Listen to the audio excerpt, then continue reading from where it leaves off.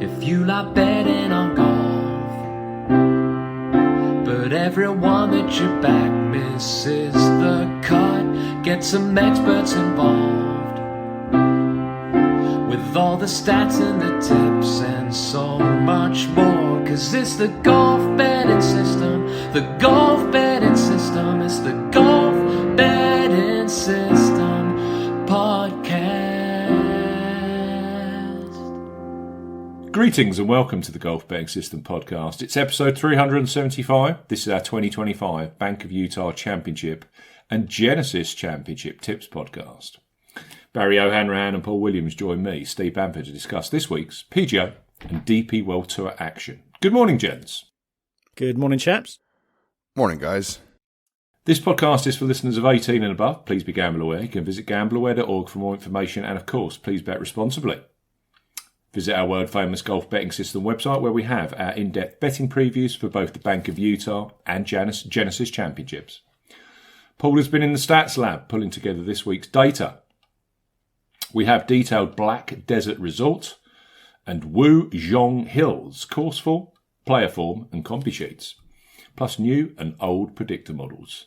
For the PGA and DP World Tour action this week, all of our content is available completely free of charge.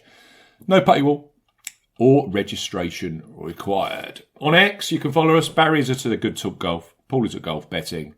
I am at Bamford Golf.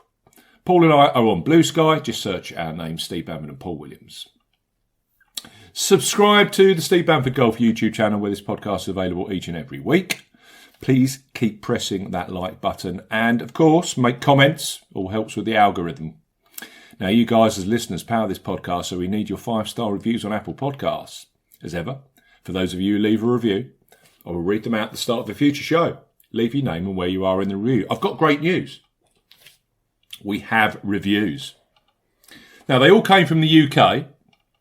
So if you are listening in Ireland or America or Canada or Australia, which is where most of our listeners are, please send in more reviews.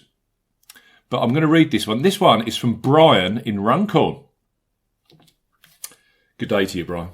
Best podcast of the week, 5 stars. The go-to golf podcast of the week. The guys work so hard to give us all vital stats and info. Simply the best podcast of the week. Keep up the great work, guys. And that is from Father Brian Oates in Runcorn. Brilliant stuff. Thanks, Brian. Cheers, Brian. I got one from the States. I think it was more just a messaging. One of the listeners' messages back and forth with me every now and again. David Zand over in the States. He did kind of hit the thing that we said. He put in comment at the start of his comment, which I liked. So Good. he said, "That's what we need." Yeah, that was it. I mean, he hit it. Another successful week with Fleetwood, Lawrence. Even Coover was solid, and DK good shouts. So I said all the credit goes to you two guys because my picks were appalling. I do apologise to listeners, not for Barry's picks, but for my voice. You should. I'm going to try and keep as quiet as possible this episode because I keep having coughing fits. So to get through the introduction was a mission impossible, which I actually achieved. So well done. Thanks to Brian in Runcorn. Thank you for your time. We have had quite a few 5-star reviews come through. Some of them are very short, some are very sweet. But, yes, as I said, none from America, none from Ireland, none from Australia, none from Canada. So keep them coming. And I had an excellent Bluesky message this week, which is going to need its own section of podcast. I was talking to Paul just before we pressed the record button about this. And it is an absolute work of art that one of our brilliant listeners has spent clearly lots of time pulling together this, as he calls it, 5-star review, which isn't on Apple. So I am going to pull out a 3 or 4 minute section of a podcast in the near future before we disappear for Christmas to read that out. It's fantastic. Look forward to that. Last week, Barry, talk us through your tips. Fail, faceplant. shouldn't have put money on them. Yeah, I don't know what to do. I'm kind of, it's just, when you get lost out of pattern, out of sync. Yeah. To be fair, that's probably 87% of the weeks for me, but... Well, I'll be like it for 2 years. Don't beat yourself up, Barry. It's a tough game, and you celebrate the successes, and the tough weeks or tough runs are bound to come in this torturous game that we play. The one thing I'll say is, thought the course was cool, and it being such a unique course to pretty much everything else the players will play ever on tour anyway, adds a bit of extra layer of trickiness to making some picks. So clearly mine absolutely tanked. Interesting to see that. I haven't run any numbers or anything like that because it's not my style. But just on the eye test, a lot of people who were up at the top of that leaderboard were what I would call Wentworth kind of compatible. Mm. Yeah, no, I get that. I get the logic. Actually, to your point, it was great to see the course back on the schedule, and because we used to have Fanling, didn't we, for the Hong Kong Open, which was, I'd always put that in the same kind of category. Valderrama as well, of course, another tight, claustrophobic tree-line test, and I think having Delhi Golf Club on the schedule plugs that gap since we've lost those other two tournaments for the time being. I don't think I want to see it every single week, but it asks a different question to players, doesn't it? Part of me was thinking it was too much with the fact that loads of them weren't hitting any driver. Was a bit too far, but for 1 week, go for it. Yeah, no, I mean that's the nature of the course, isn't it? It is your archetypal plotter's course, and some players did take a more aggressive approach to it, and when it works, you can bring some of those holes down to size quite dramatically. When it doesn't work, it's catastrophic. So, yeah, it's. But yeah, I get your Wentworth point at Tommy Fleetwood, Shane Lowry, Victor Hovland have gone. Yeah. You'd have seen like people like Joost Luiten have had some nice games around Wentworth, so it just felt kind of that tree line vibe, and Wentworth being the one we're most kind of familiar with from this part of the world. Yeah, talking to Joost, he seems to be picking his form up as well. So shame, I'm not sure there's a truly compatible course with him this side of the end of the regular season, but one to keep an eye on anyway. But yeah, back to Tommy. He was really good on Sunday, wasn't he? Second Team Europe player to win since the Ryder Cup after Bob won at the Dunhill Links. But really impressive. Made a lot of decent putts on the Sunday afternoon as well, which isn't always the way with Tommy. But really impressive. He's found the putter recently. When he won that Tour Championship, it was literally all with the putter. Yeah. Here's some stats for you, chaps. I'm not talking world rankings, where at the moment Europe have actually got 4 of the top 10 in the world. In fact, 5 of the top 11. But data golf rankings. Let's modernise the podcast. We have started talking data golf rankings a lot more this year.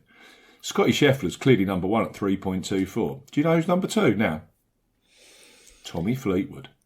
2.04 data golf index. John Rahm at 3, 1.94. Rory McIlroy at 4, 1.86. We're rounded out by my good friend Russell Henley at number 5.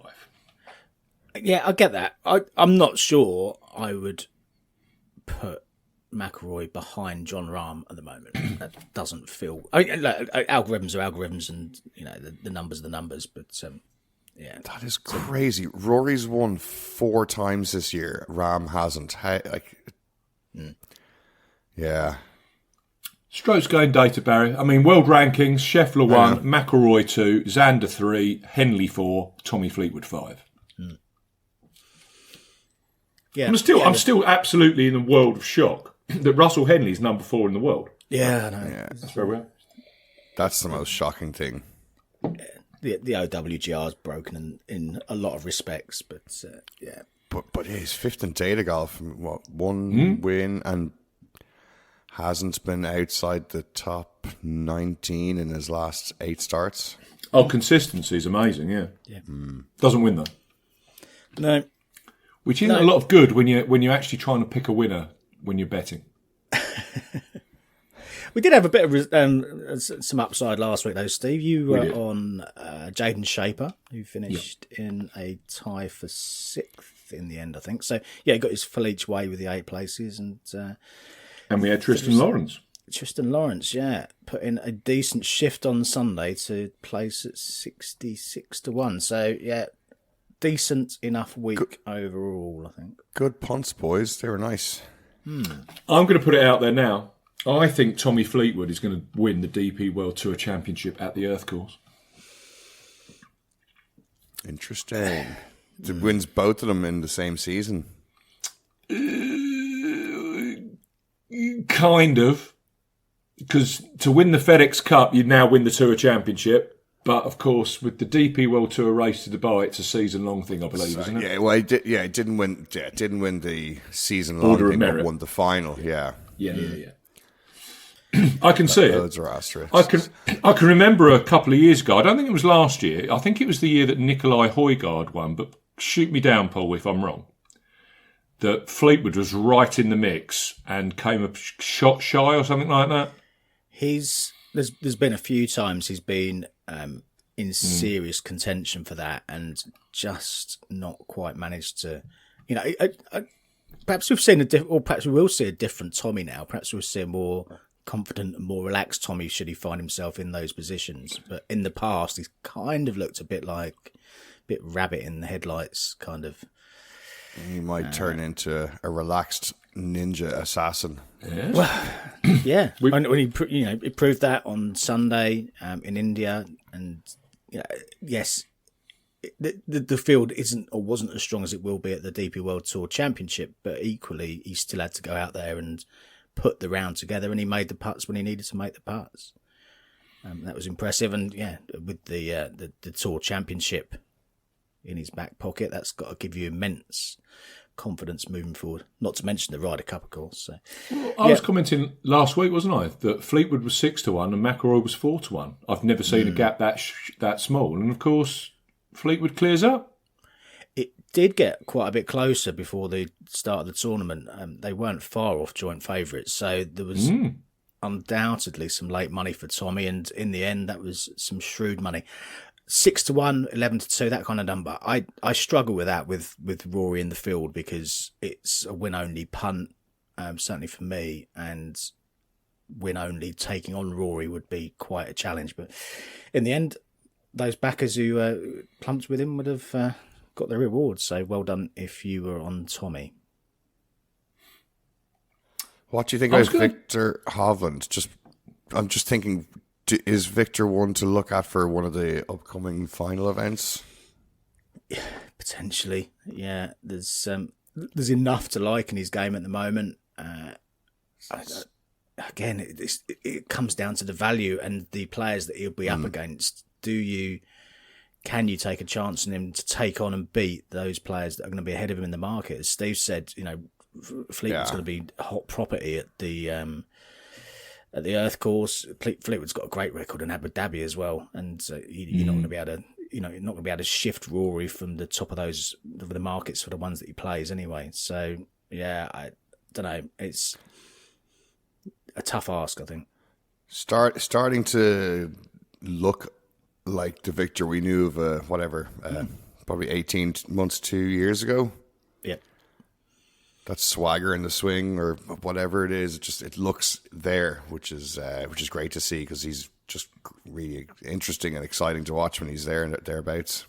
Yes, yeah, it's good to have an informed Victor Hovland in the mix and in the conversation when we're trying to fathom out how to play these events. I was going to run through some rankings quickly because it's this time of the year where the rankings are really, really important across both tours, world rankings and whatever. John Kiefer actually snuck into the world top 50 yesterday. Yeah, I saw that. Was it the first player ever to make the top 50 just on Corn Ferry? I'm sure I saw. Poston slips out. Of the players that are playing this week, Ryan Gerard's at 52. We have got Matt McCarthy at 58 and Tristan Lawrence up 7 places after India to 61 in the world. Don't forget, top 50, final week of the year gets you an invite into the Masters. 64 is Si Woo Kim, who also plays this week, your event, Paul, in South Korea. So they're worthy of note. Let's talk race to Dubai PGA Tour qualification. Penge at 1, he's in. We know that. Ratan's at 2, he's in. Sadeh at 3, he's in. Parry looks good at 4. Alex Naren at 5, so he's playing PGA Tour golf, whatever. Interestingly, he's still playing Black Desert this week. Hao Tong Lee at 6. Daniel Brown 7. Jordan Smith 8. Keita Nakajima jumped 9 spots to take the 9th position. And Martin Couvre, the Frenchman, jumped over Laurie Cantor. So Couvre's in, Cantor's out at the moment. Cantor, Smiley, Lagergren, Niergaard Peterson, and Tristan Lawrence now up to 15th spot in that particular race. Daniel Hillier, 16th spot. Lots to play for. Plenty to play for. Plenty to play for. Now, PGA Tour, we're playing the full series this week. They've got a whole new system in. We were discussing it off pod. There's so many different angles to check out here. Top 100 get full cards for next year. A full card effectively means that you can play in any tournament which isn't a elevated signature event. Hosler is at 95. Fishburne at 98. I'm talking about players that are playing this week here. Lipsky at 99. Max Homer's on the bubble at 100. Max Homer's still got win exemptions, so it's pretty immaterial to Max Homer.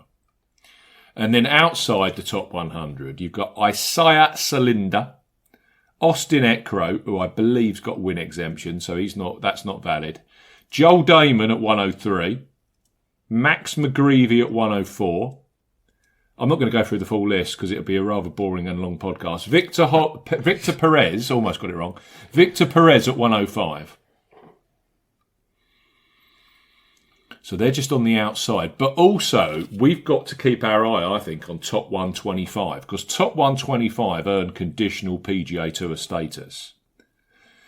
So from 101 to 125, you're pretty much going to get it's not a schedule you can pick, but you're going to get to play a lot of events next year if you finish in that top 125. I'm talking low ranking stuff. Let's get some examples like, I don't know, a Valero Texas Open, a Valspar Championship, this kind of stuff. And of course, all of the Corrales, Myrtle Beach Classic, all of the twin events that are played against the bigger events elsewhere. Now, at the moment, you've got Zach Johnson hogging 125. Not that that makes any difference because he's on a lifetime extension. You've got Chan Kim, Alejandro Tosti, Henrik Norlander. You love a bit of Henrik Norlander, don't you, Paul? Doug Gim and Zach Johnson. They're within the 125.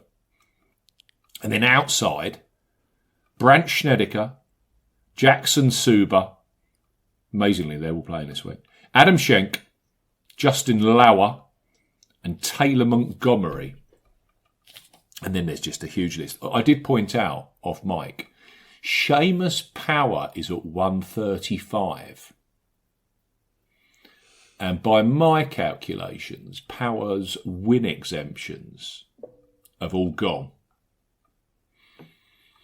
So Seamus Power's playing for his PGA Tour future over the next few weeks. In my reckoning. It's a complex old web, but...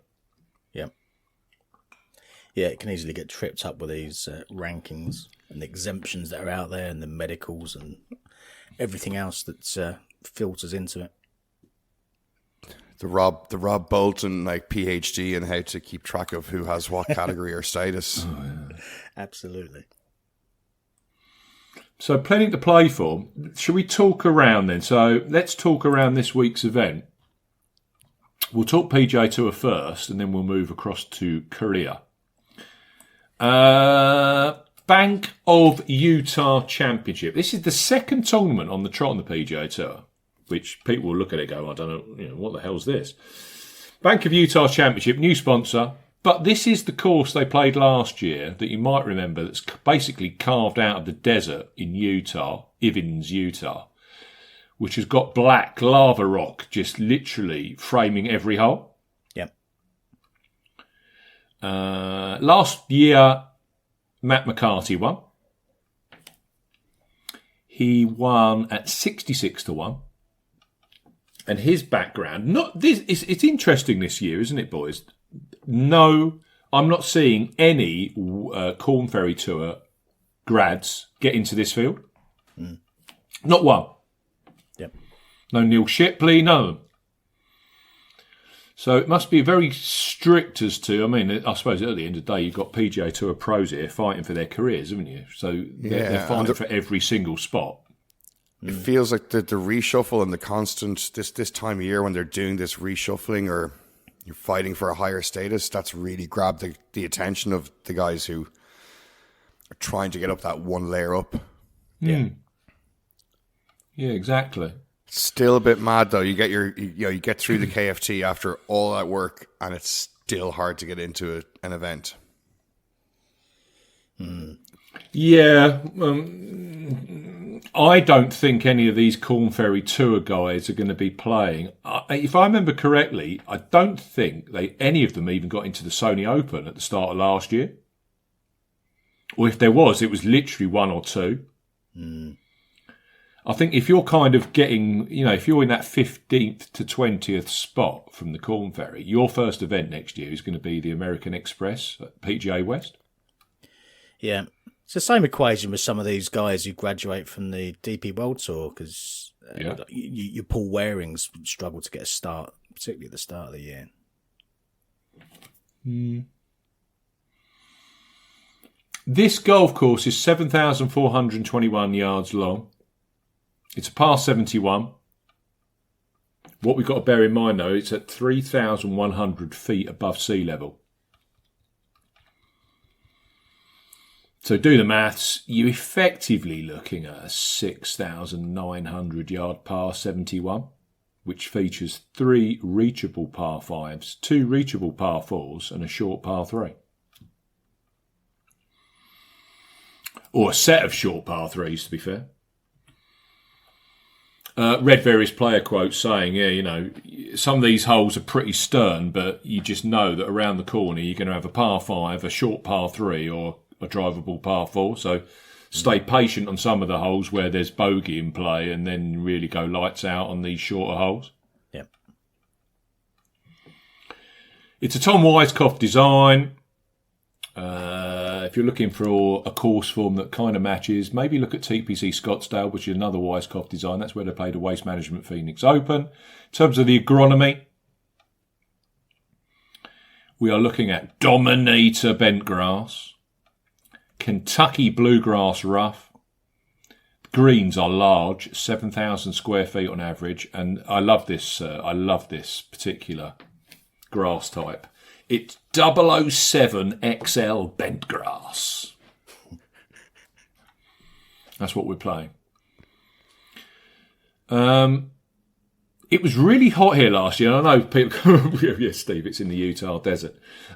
It was up to approaching 30, 31 degrees Celsius. This year seems a lot cooler. So I'm seeing temperatures of 22 to 25 degrees Celsius. That is 72 to 77 Fahrenheit. Now, why I mention that, ball won't travel as far.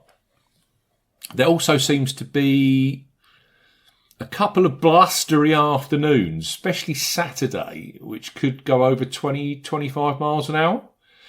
So last year, Matt McCarty won at a rather low 23 under par.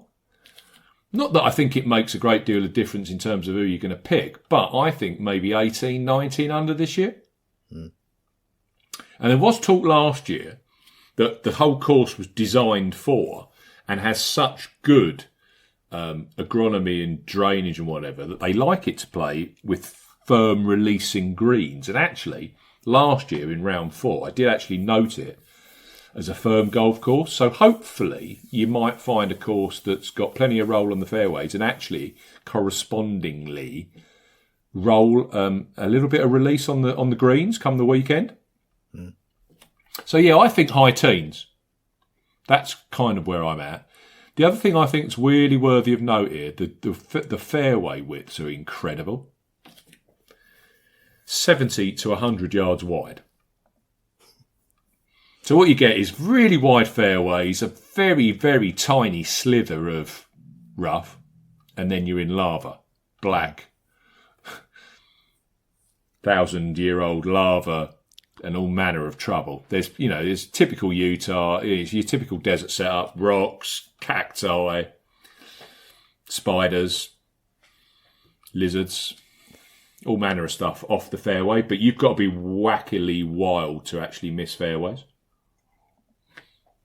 Now, we came here last year, and I thought it was a bomber's heaven.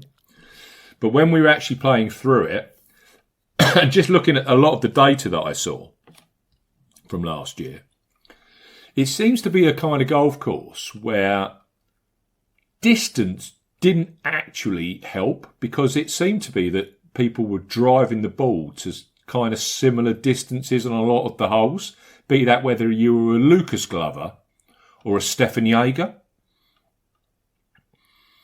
So in the end, when you looked at the data golf tournament data from last year, it actually said that, and it came when you look through the data, that a lot of the benefit here was actually hitting tons of greens, tons of fairways.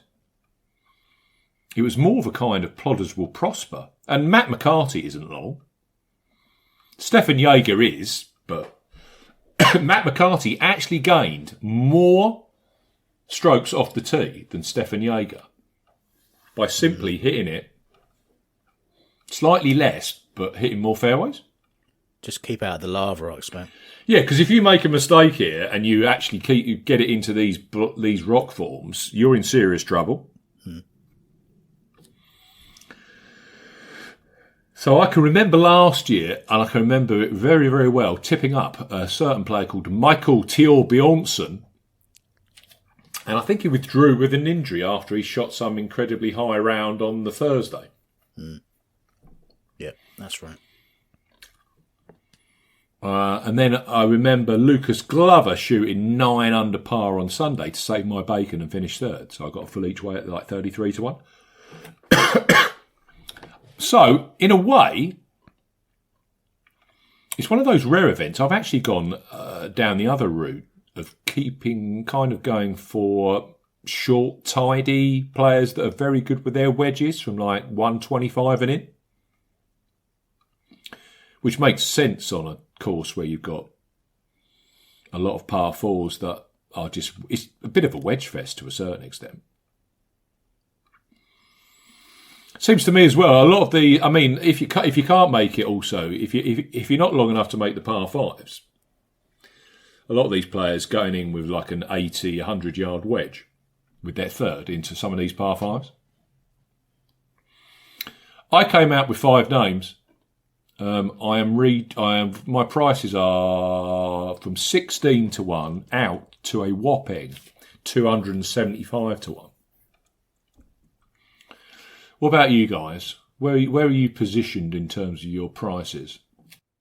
I've got a couple. I did have 3, but one of them's withdrawn, sadly. I've got 33 and a 70 this week. I have 1 right now, and I know you're going to kick yourself, Steve, but when I say it, you'll be like, oh, yeah, I should have backed him. And he's... yeah. It's half the field, Barry.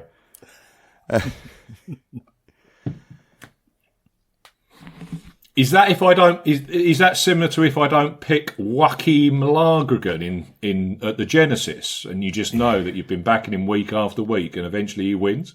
You've stopped backing him. Oh, that's a bad idea. Even just €1 each way, just for sanity. I've only backed one in career at the moment, so I'm flexible. Right. My first bet is a guy that back in 2016 won 4 times in 10 DP World Tour events. He also won 3 times in 7 as part of that run. I was amazed to see his name on the list, but whenever I looked at courses that were short or low scoring or anything that I could find that Matt McCarthy related to or Stefan Jaeger related to in terms of correlating course form, this guy just kept popping up and up and up and up and up. His name is Alex Noren. And worthy of note this week, Monday afternoon UK time, William Hill put up a 10 places each way market. So I took advantage of that and got him at 16 to 1, 10 places each way with William Hill. He's currently outside the top 100. I know that he's 17th in the world. I know that he's going to get back on the DP World Tour. On the PGA Tour via the DP World Tour. But it just made me wonder, why is Alex Noren playing this week? And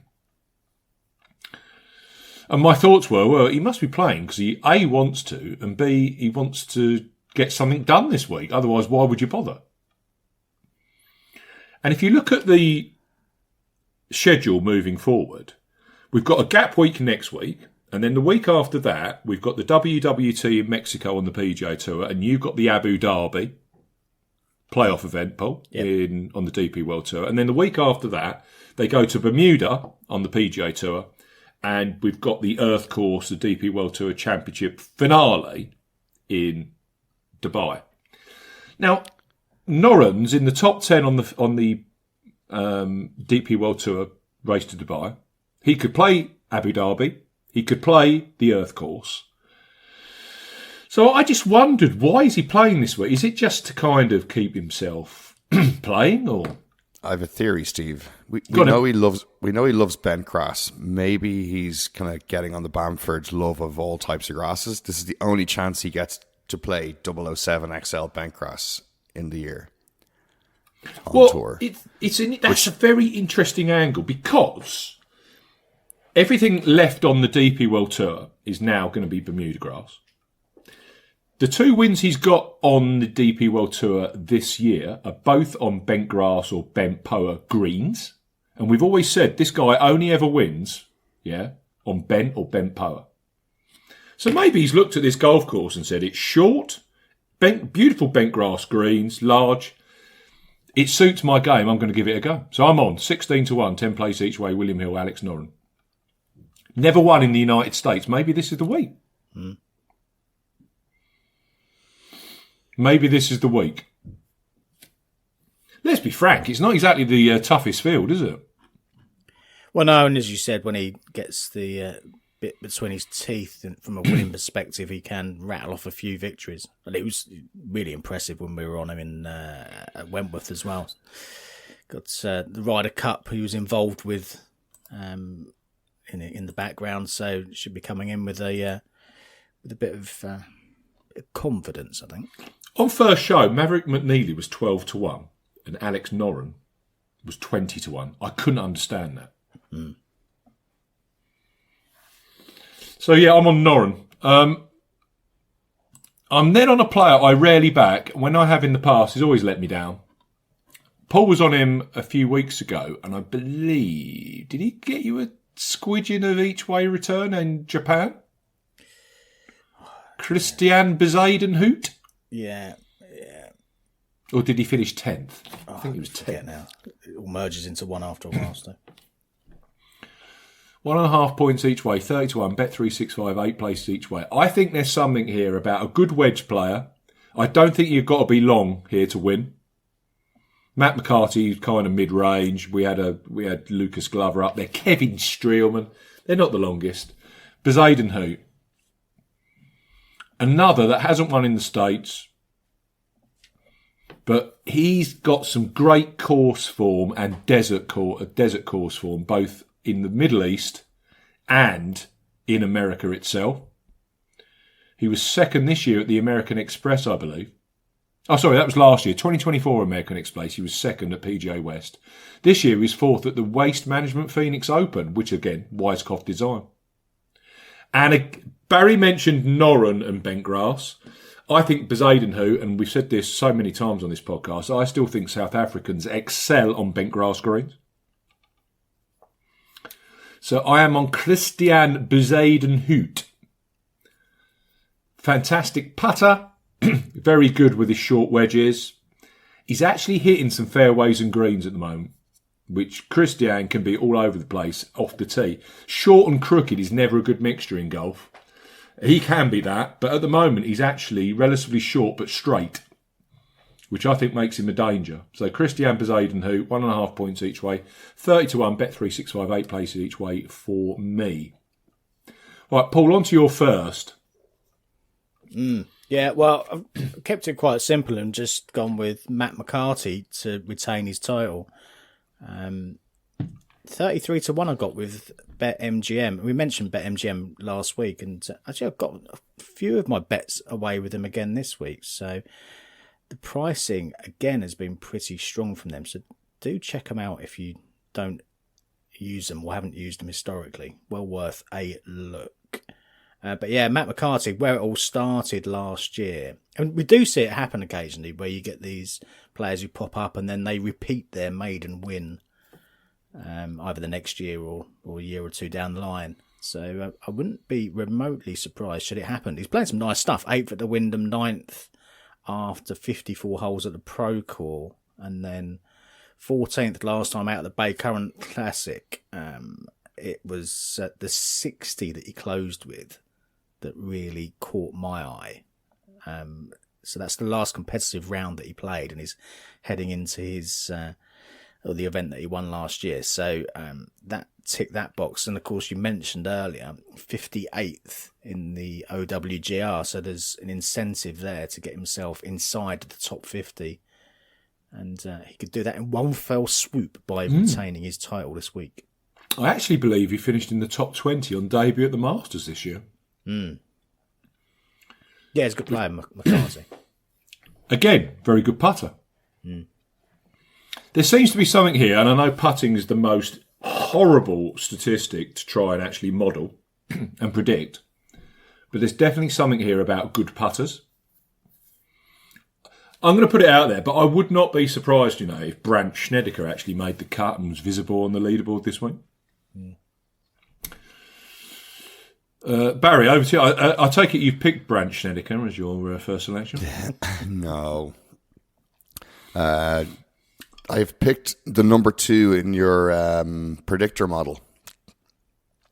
I actually did my own predictor, independent of reading your preview, and he was kind of getting up there. Just thought the combination of player and approach play and putting would kind of work quite well. A bit of recent form. So I'm going with Takumi Kanaya, former amateur world number 1. What price did you get? I'm just pulling this together now. So I can get him at 45 to 1, 8 places. Hang on, let me just see. That was 365. I had 365 open just to see all of the kind of different prices across the blended places. Yeah, he's in that bracket, isn't he? He's the sort. He is the sort. I can get 60 to 1, 6 places. I might take the bigger price. I was looking back through his data golf, and I mean, he won a tournament just a few weeks ago, the ANA Open Golf Tournament on the Japan Tour. Has gone 21st, 4th, and then 23rd. His last 3 outings since. And just looking back in 2024, 23, 22, he seems to just go through very hot periods of form this time of year, September, October. So that's kind of biorhythm angle too.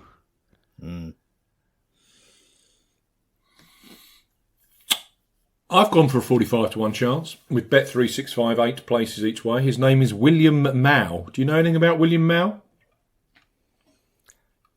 Is that a player that's come onto either of your radars? I've heard the name. He won the ISCO Championship a few months ago, which is that joint event. I think is it the Scottish Open's on or the Open Championship? Yeah, one of them, yeah.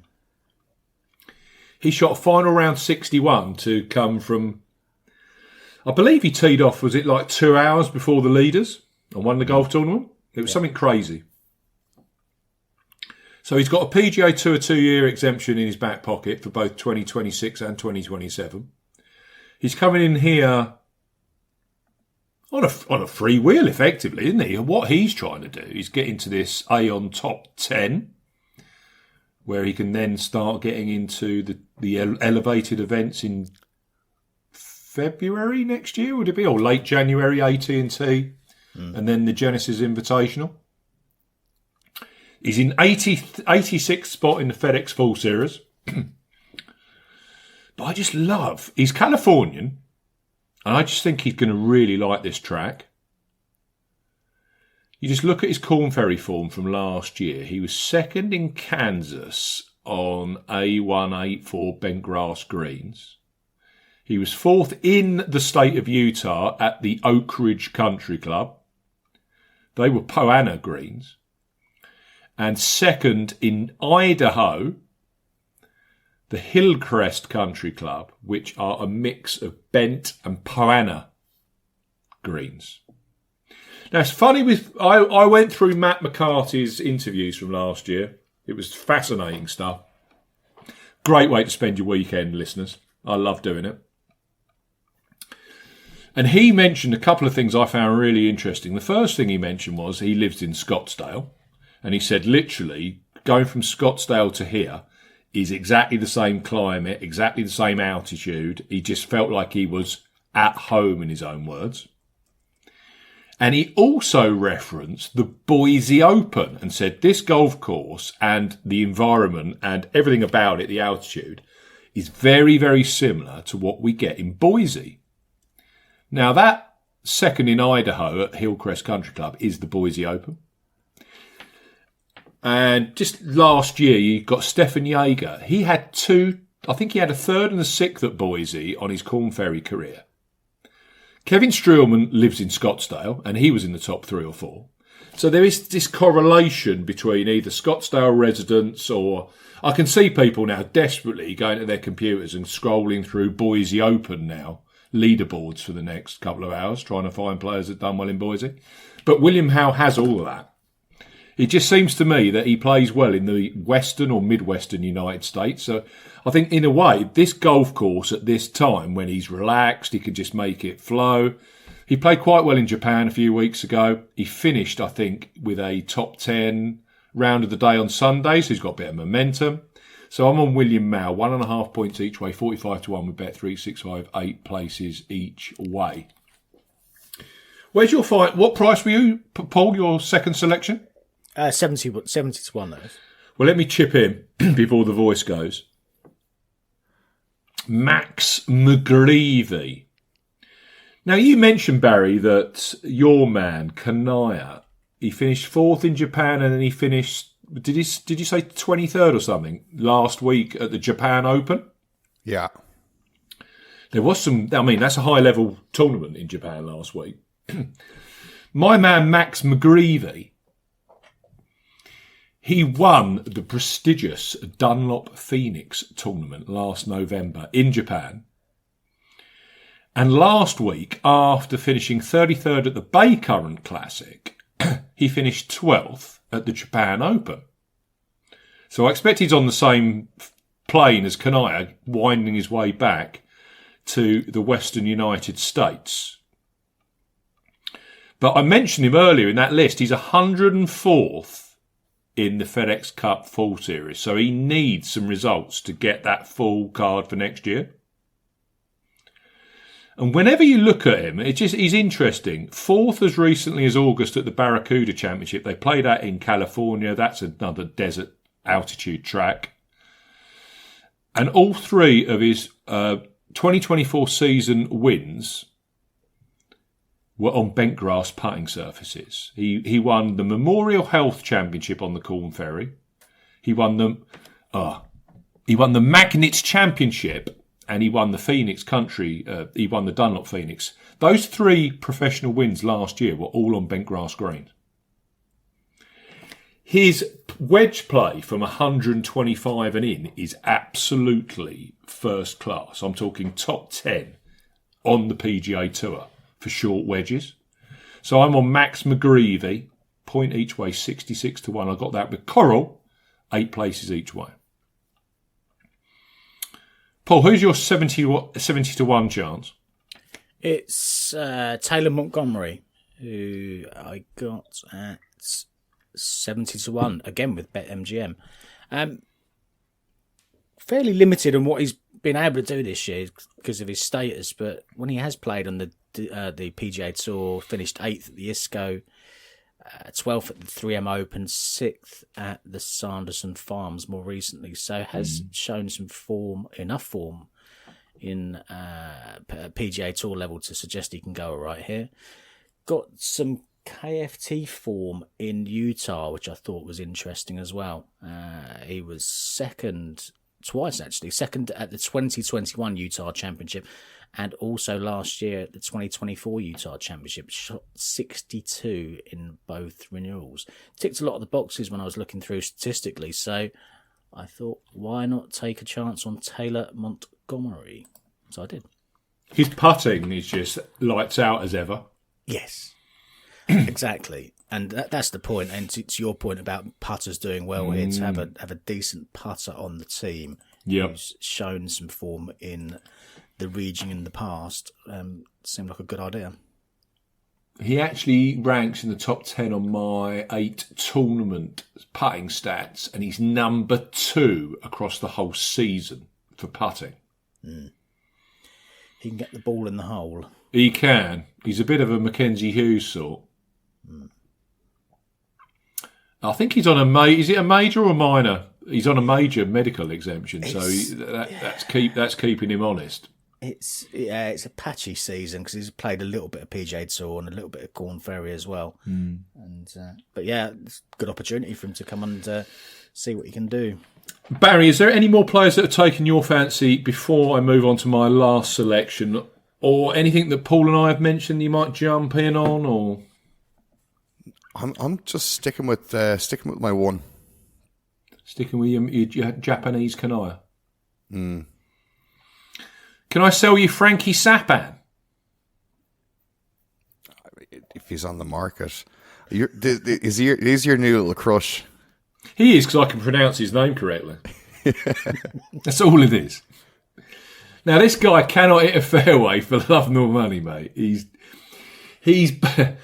as I said, he's kind of short off the tee, and he's not very straight, which in the world of golf is not great, is it? I think he ranks something like 140 for driving distance, and he's like 180 something or 177 for fairways hit. You'd have thought he'd get a coach in that could actually tell him to drive her straight, wouldn't you? But I tell you what Frankie can do. He's bloody brilliant from about 125 yards in with his wedges, and he can putt lights out. He's number 1 across my 8-week tracker for strokes gained putting. Now, his numbers at... because he was top 6 at Sanderson Farms the other day. And I think I referenced it on one of the... I think it might have been last week I referenced him. The strokes gained putting number was absolutely ridiculous.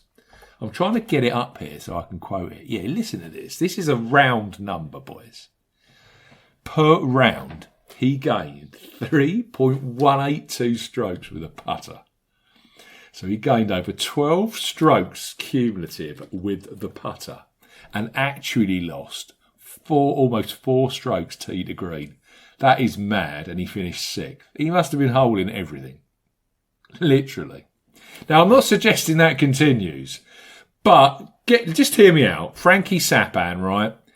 I think he's mid 140s now in the FedEx Cup Full Series. It's given him some hope.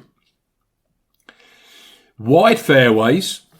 Let's just hope he doesn't hit it in the lava kind of rocks too often. But these greens are massive. They're 7,000 square feet. And if this guy can actually get the ball on the green, he can do some serious damage with the flat stick. And there was one particular player last year, I can't remember who it was, but there was one guy that finished in the top 5, and it was literally all putting. Everything he gained was with the putting. The tee to green game was either neutral or slightly negative. That is the Frankie Sappan. That is his go-to, mate. And one thing you notice about him at the Corn Ferry last year, once he actually found a little bit of form, 9th, 8th, 4th, miscut 2nd, and then he had another run where he went 2nd, 12th, 1st, 5th.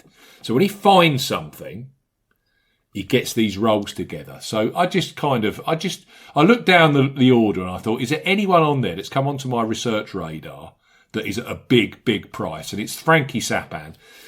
Someone got him before me at Bet365 because he was priced up at 300 to 1, but I got 275 to 1. Bet365, 8 places each way, on Frankie Sappan III. So Sappan, McGreevy, Mao, Bezadenhout, and Alex Noren for me. Are we done in the desert? Yep. Let's move to, I just love it. Is it Woojong Hills, Paul? Woojong Hills, yes. Yeah, another nice new venue for us to get our teeth into on the DP World Tour. Can I just ask you, how long did the data take to pull together for your course form for our listeners and readers? It must have taken forever. I did do it in a few instalments, I must say, to get there. But yeah, that is the benefit. We do have some course form to run through, which I'll go through in some detail in a little while, because some of it's relevant, some of it's not quite so much. But yes, back to South Korea again this year for the Genesis Championship. That was after Benny Ann won this last year at a different venue. So again, the regular weekly DP World Tour curveball that's thrown at us. Similar quandary to last week as well, in that we've got a few top class players in attendance at the top of the market. So as to how to play this, again, each for their own, but these guys at the top, again, you could make a case for a number of them. Hideki Matsuyama is the marginal favourite, although he's been pushed out a little bit overnight to 12 to 1. It's the same price now as Siwoo Kim in places, 12 to 1. Rasmus Niergaard Pettersson, 16. Sung J.M. 16. It's a little bit of 18 to 1 about Adam Scott, who's playing this week. And then there's a little bit of 20 to 1 about Benny Ann, who, as I said, is the defending champion this week, at 20 to 1. 22 to 1 by those players. So, again, another top-heavy market.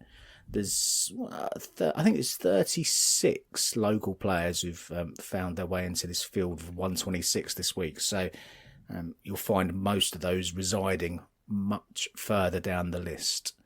Although there are a few gems which you might be able to unearth, which we'll talk about in a little while. Changing venue, as I mentioned, we're at Woojong Hills Country Club. That's in Cheonan, which is about 50 miles south of Seoul in South Korea. It's a 7,367 yard par 71, designed by Perry Dye, so one of Pete Dye's sons. Tree-lined, classical design, but plenty of water in play too, which when we see it on our screens will be quite evident, I think. Elevation changes, contoured greens. They've used bent grass from tee to green here, which is often the case in South Korea. 3 mid-length par 5s, a couple of sub 360-yard par 4s, but the rest of the course is pretty tricky, especially the par 3s. There's some challenging long par 3s on the course, which I suspect will produce a number of challenges and bogeys during the course of the week. Now, as Steve alluded to, we have got some course form. In fact, it goes back all the way to 2003 on the Korean and sometimes Korean stroke Asian circuit. Some of the events were co-sanctioned between the two. It's the Korea Open that's been played here. We've got winning scores ranging from 2 under to 16 under. So it can undoubtedly be a challenging course if the conditions allow. And it certainly has done over the course of the years. There's been a lot of variance in the winning total. This year, though, calm forecast. There's some rain over the weekend just gone. Dry, sunny, mid-60s Fahrenheit. I think it's going to feel quite Northern European in that respect.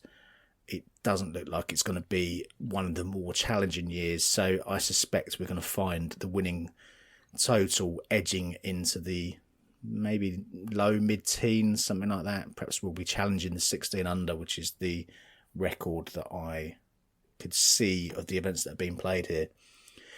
The Korea Open, though, used to be a well-attended event over the years. Rory used to play this. He finished 3rd, 2nd and 2nd in 3 starts here between 2009 and 2013.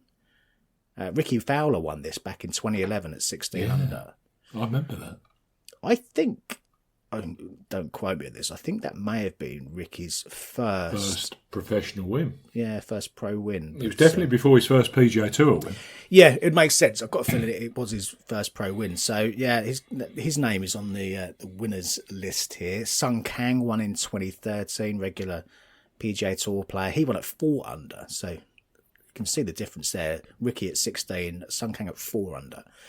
KH Lee, another regular on the PGA Tour, won this back-to-back 2015-2016 at 13 and 16 under par. Jazz Janawattananond, got my pronunciation almost right there. Unbelievable. Don't ask me to do it again.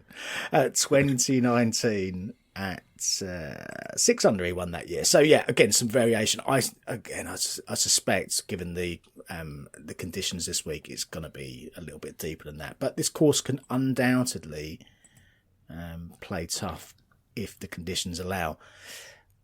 We've got all of this history. That's not to say we've got much data statistically, though. Stats are very, very, and I'll use another very patchy. With even the events where they captured basic data, the driving accuracy and greens and regulation, it wasn't for the whole field. It was for proportions of the field. And in a number of instances, we didn't capture the winners' stats either. So, yeah, there's not a great deal to work from. We have got data from Jazz Janawattananond from, let's say it twice, from 2019. He was 5th for greens and regulation, 1st for scrambling that year. Min-Kyu Kim won this last year. He was 1st for greens and regulation. So if you were to pick a number or pick a stat from the data that we have got, you'd probably err on the side of greens and regulation, but it's so patchy. I wouldn't put a massive amount of credence into it, I must say. We'll have to see how it plays when we get it on our screens. In terms of incoming form, the last 12 winners, each of them had a top 20 finish in one of their last 3 starts. So that does show that you're going to need to come in with an element of incoming form. The winners often were rounding into form or had shown enough kind of sparky rounds recently to be considered for this. So just looking for those players who've just shown some signs of life over the last 2 or 3 starts would be a good start for this, I think. Course form might count for something too. We've got 40 of this week's field have played here before in some capacity. As I said, KH Lee won this twice. Min-Kyu Kim won last year, also won a couple of years before that. So he's won 2 of the last 3 career opens. So do take a look at the stats, event history or the course history stats on the site, or the Combi stats, because they may give you a clue or two this week, potentially. Now, I've gone with 4 players this week. Again, look at the top of the market, you could make a case for Hideki or for Siwoo Kim. You know, these players that are dropping down to, from PGA Tour level to DP World Tour level, got to be considered. They've got to have, a lot of respect for them, as per Tommy Fleetwood last week. Benny Ann, who's, as I said, 20-1 or thereabouts and defending, he was 4th last time, as you mentioned, I think, Stephen, last week's pod. He finished 4th, found a bit of form from seemingly nowhere, heading into this event where he's defending. So, one of these guys, of course they could win. I've gone a little bit further down the list. I've stuck with Tristan Lawrence, who is the best price, 25-1 now. He's been quite popular in the market, but I think 25-1's fair. Backed him last week, closed with 65 to place, as we said. Missed a few short putts as well during the course of the week. Had he made everything inside 5 or 6 feet during the 4 days, he could well have won that tournament last week. Played nicely in the main. 2nd for strokes gained off the tee last week, and that's not really the game in Delhi. I think that kind of performance would translate much better to this week's task. So hopefully he keeps that kind of performance level going with the driver. As I mentioned last week, he's outside the top 150 on the PGA Tour rankings, so he's got work to do if he's going to be playing PGA Tour golf next year, and he's chosen to try and retain his card through this route on the DP World Tour. So up to 20th in the rankings, which I think you mentioned earlier. He's 15th in that promotion race. 20th overall, 15th in that ranking. So what? So he's 5 places outside getting a PGA Tour card back. Yeah, and it's in terms of actual points in those kind of. It's not huge, is it? No, it's not. No. It's not insurmountable by any stretch. So no. decent week here, and or over the fortnight when they come back, that could be big for him. And also, as you mentioned, he's just outside the top 50 in terms of the OWGR. So I can see why he's focused on these few weeks. It presents some good opportunities for him. And he's playing some nice stuff. He played with Michael Kim for the final round last week. And Michael Kim's great on X. He puts a lot of content out there, talks about the course, talks about the state of his game, talks about the players that he's played with. And he played with Tristan on Sunday, and he was purring about his game and the way he played on Sunday. So let's hope that he can take that forward and put that driver into good use this week in South Korea. So Tristan's in. I've also backed Daniel Hillier at 50-1. That was with BetMGM. That price is still there as we record this on Tuesday morning. So do take a look. Another who popped up last week, I think, will be better suited to this week's test in Korea than he was last week in India. On Sunday, out in 30, birdied a 10th, and that was the 4th day in a row that he birdied the 10th for a 2-shot lead at the time, and then it kind of all unravelled from there. He was 4 over for his final 5 holes, finished 9th, or tied for 9th in the end. So not quite as he anticipated, but certainly showed enough to make a note to get a note in my mind for this. And the extra 450 yards has got extra this week compared to last. I think that's for a player who is strong from off the tee, that could be a key factor this week. All of his key strokes gain metrics went forward last week. That was good to see, putting nicely as well. And it's a similar scenario to Tristan in terms of his motivation, because he sits a couple of spots down. I think it was 22nd in the race to Dubai. So again, he's not out of the equation in terms of a chance of getting that PGA Tour playing rights and card for next year if he can put a decent finish to the season together. So we'll see how Hillier goes. Julian Guerrier I've backed, also 66-1 again with BetMGM. Slightly different equation for the Frenchman. He sits at 76th in the race to Dubai. So if he's going to be playing Abu Dhabi, he needs a good week this week. Of course, he's not going to have one of these spurious exemptions that popped up for players last week who'd been part of the Ryder Cup team. Spurious is a bit of a naughty word, isn't it? The rule was there, wasn't it? Of course, not that Tommy knew about it, but that's a story for another day. Back to Guerrier, won the Andalusia Masters this time last year. He won it on the 20th of October, Barry. That's a nice one for you in terms of biorhythms, given today is the 21st of October. So, yeah, it won the Andalusia Masters. They'd moved it, of course. It wasn't a Valderrama. It was on a different track, but quite a bit of water in play on that track. So I wouldn't be surprised if there's a little bit of correlation there. Not great the first half of this season, but turned 40 in July. Seems to have stepped up a gear since. Sometimes these big birthdays alongside births of children, etc., they can all have a way of galvanising a player. And it seems to have stepped up a little bit since he's turned 40. 24th in Denmark. 8th at the Belfry. I don't think the Belfry's a bad course to look at in terms of correlation for this too. Second after day one in France and 5th to halfway in Spain recently. So he's been percolating a little bit. Decent player from off the tee. And I think, again, this should suit much more than last week. And I think a switch to bentgrass agronomy is going to help him as well.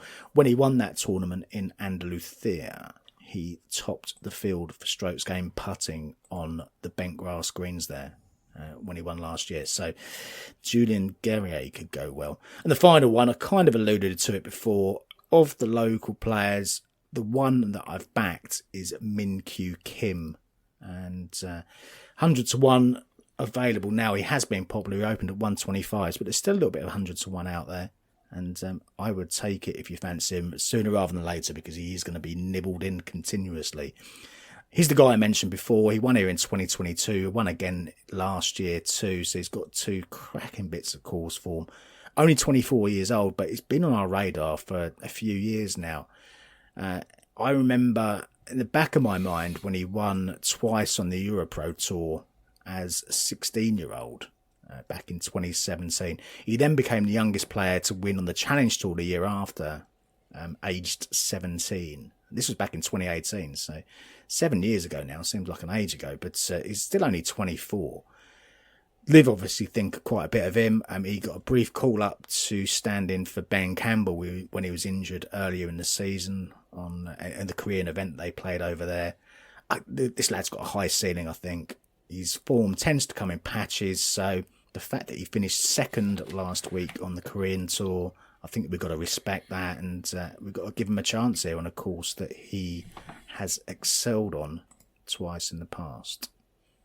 So the MI4, Min Kyu Kim, Julien Guerrier, Daniel Hillier, just turned him into a Frenchman, and Tristan Lawrence for me. Barry, throw me a name or two.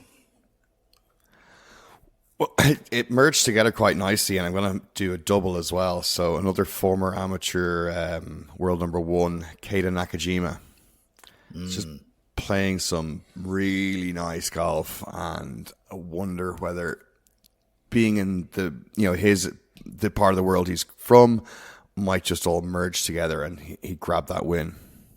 Yeah, some really good stuff last week, wasn't it? When he's playing well, he looks like he could be a real top-class player. Still a bit patchy with his form, but certainly likes playing in India as well, doesn't he? Absolutely loves it. Just on a very nice run of golf. He got a couple, in August, had a couple of nice ones there, 4th and the 17th, in British Masters, European Masters. A little bit of a funky dip, and then second last week. So I wonder if he's starting to kind of, because earlier in the year he did back-to-back seconds. So yeah, he always grabs me as the sort that will string a couple together, Nakajima. Yeah, patchy, but when he's good, he's really good. I'm following you in on that, Baron. Oh. I've got my Ladbrokes account open right now. 22 to 1. Akita Nakajima. Very nice. I'm following you in as well, Paul. I'll go on. Tristan Lawrence. Yes. Now, I managed to get 33 to 1 with him on first show yesterday with Star Sports. 6 places each way. Which was an outstanding price. Yeah. He's been really popular. But, for all the reasons I said, he could go well. To your point earlier about South Africans on bentgrass as well, it's the shift from Bermuda to bentgrass this week can only help him. And if he can just not miss those 2'10" putts and 3'4" putts. Siwoo Kim, you never back Siwoo Kim on anything but Bermuda, do you? Well, no, and super short as well, isn't he? Should he be really vying for favouritism with Hideki? I think he's favourite with some sports books now. Yeah. His favourite 11's over 12s for Matsuyama. Yeah, I remember last year in this different course, of course, but we had Tom Kim and Benny Ann at the top, and similar kind of scenario. And in the end, it was a duel between the pair of them, and that justified their positions in the market. And perhaps it'll end up being the same this week, but I can't get there. Not at the price as an offer. I think Matsuyama's using this as a warm up for the Dunlop Phoenix, so I'm looking forward to backing him at 4 to 1 for that in a couple of weeks' time. Well, it's worth saying, as you get to this latter end of the season, and we've said it before in podcasts, you do get an increasing number of short price favourites just popping up in events that they absolutely want to play. Yep. Not obliged to play. And they wipe the floor. Play. And what? Yeah, and they just walk it at a silly short price. But if you can hold your nose and go in with some of these players, then it can pay dividends. So we'll see. I've got my how to pronounce facility up here, guys, for my last tip for the Genesis. Barry's going to love this. Sadom Kawikanjana. I'm on. Tell us about him, Stu. 60 to 1 with Ladbrokes. And if you want to go in hot form, this guy is your go-to. Yeah. He currently sits 4th in the Asian Tour Order of Merit. Below, Scott Vincent, Kazuki Higa and Carlos Ortiz. There you go, I didn't know. Carlos Ortiz clearly using it to keep trying to boost his official world golf ranking. But this guy currently is on a tear. He won the Korean Open in May, which Wikipedia says was played on this golf course, but clearly wasn't. He's then gone, since 21st of September, he's gone 6th, 7th, 3rd, 4th. Across various events in Korea, Indonesia. He was 7th at the KJ Choi Invitational, 3rd in Indonesia, and he was 4th last week, Barry, at that Japan Open that we've referenced, where he was 3rd for greens in regulation. So I thought, and he was absolutely pounded on first show yesterday by people that know far more about Asian Tour golf than I ever do. Or maybe they just looked at your form sheets, Paul, straight away and saw this guy at 60 and 70 to 1. So I am on 60 to 1 with Ladbrokes, 7 places each way. I'm going to say it again just for entertainment purposes. Sadom Kawikanjana. It's getting worse every time I say it. Literally. So that's me. Brilliant. I'm giving Joachim Lagergren the miss, so he wins. Yeah. Playing some nice stuff. Is that us, gents? We done? I think we're all good. Week off next week. Yeah, week off. Looking forward to it. And then we've got the final run into the finish line. Yes. The final sprint. Indeed. Keep those 5-star reviews coming in, especially if you're in America, Canada, Australia, Ireland. Also, comment in if you're listening to this on YouTube. Press the like button, that'd be much appreciated. Yes, off next week. We'll be back the week after for the WWT Championship in the desert of Mexico. And Paul, I believe you're in Abu Dhabi. We are, absolutely. Excellent. Hope your bets go well, chaps. Best of luck. Best of luck to listeners. See you again in a fortnight. Goodbye. If you like betting on golf, but everyone that you back misses the cut, get some experts involved with all the stats and the tips and so much more. 'Cause it's the golf betting system, the golf betting system, it's the golf